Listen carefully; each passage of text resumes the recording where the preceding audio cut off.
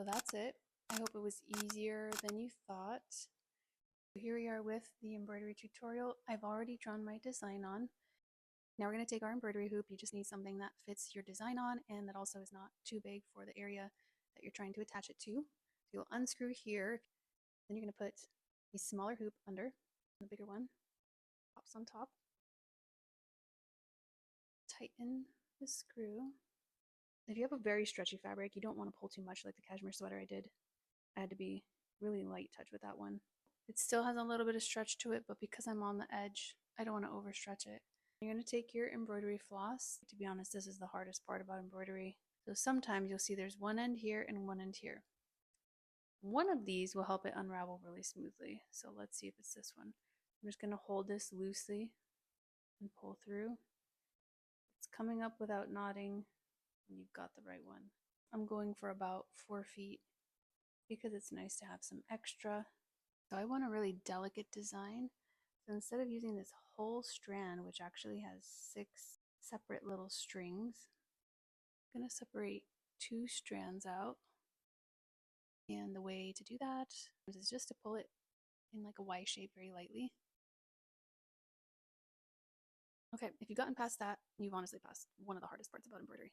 You're going to take your needle, you're going to put your threading wire into the hole.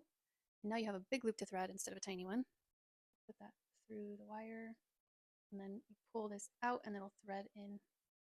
And now what you're going to do is hold your needle. You're going to keep pulling your thread through until this end meets with the other end. There's a bunch of ways to tie a knot at the end of your needle, but this is how I find the easiest to do it. Take your needle, your ends, make an X with your threads on top, hold it down, wrap. 1, 2 is good enough for me. So then I'm going to hold on to those loops, hold on loosely. You're going to pull your needle through the loops, and then you're going to have those 2 knots be in the same spot. Okay, so you're going to come up right exactly on your line, like right in the middle of it. That's going to help your stitches look the most consistent. I'm pulling the thread all the way through. Double check if your knot catches. Mine is good. So then I'm going to do a pretty small stitch. This is probably like about maybe 1.5 millimeters.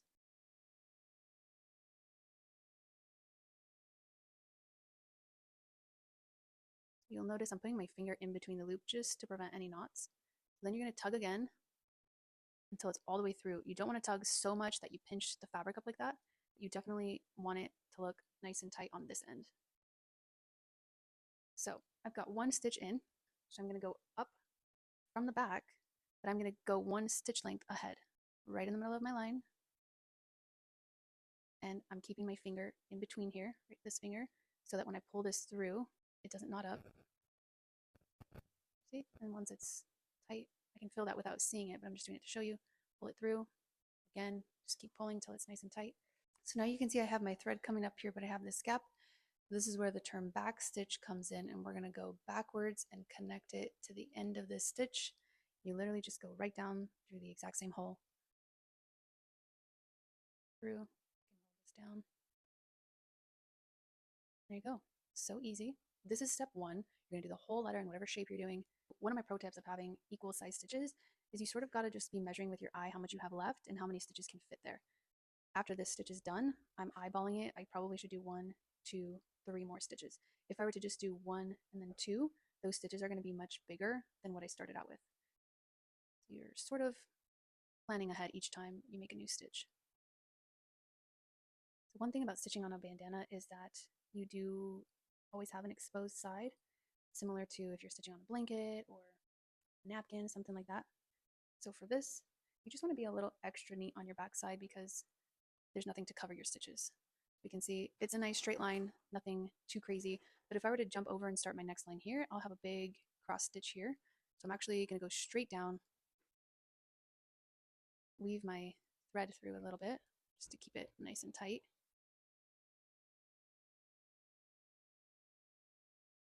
And then I'm going to start in the middle section and go up.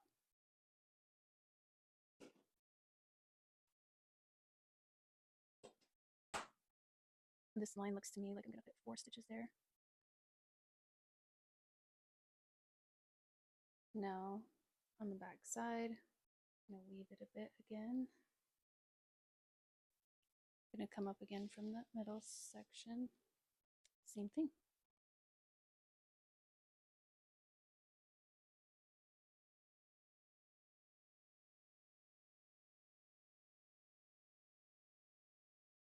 last stitch for the letter. Start at the bottom. That's how the back stitch will look. And here we go again. For the heart, smaller stitches are good only because I've got curves on it. If you have a letter with curves, just keep that in mind. Curves tend to need a little bit of a smaller stitch. See, I got a knot there because I wasn't splitting it with my fingers. We're safe.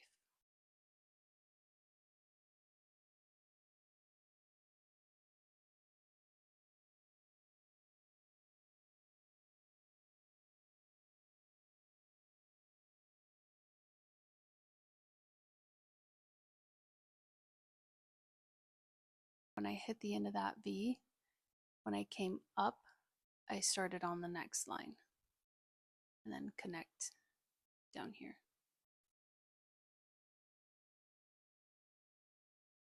Say if you were to run out of string right here, what you do is just knot it, which I'll show you how to do at the end. Knot it, and you just start a new strand, make your new knot, and come up right where you want your next stitch to be.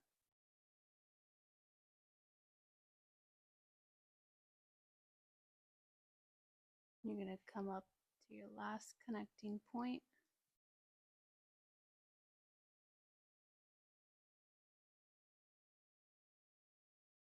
If you liked the way this stitch looked by itself, obviously that's an option. What I like to do is called a whip stitch on top, and I think it's just the perfect finishing touch.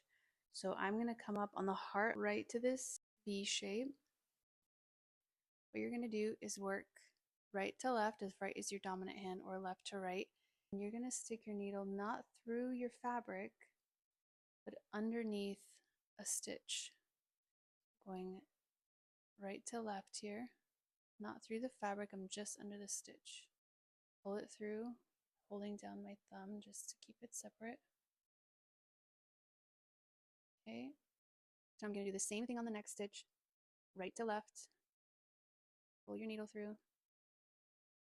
Now it creates sort of a spiral candy cane stripe sort of effect. And you're going to keep turning as you go so that you're always following the line. So my next stitch is here, right to left, pull through. Notice I'm pulling the thread sort of in the direction of my stitch line.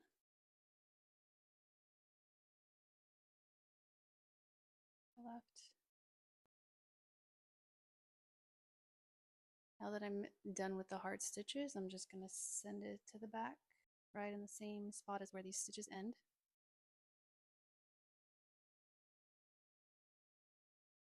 I have my line for the K here.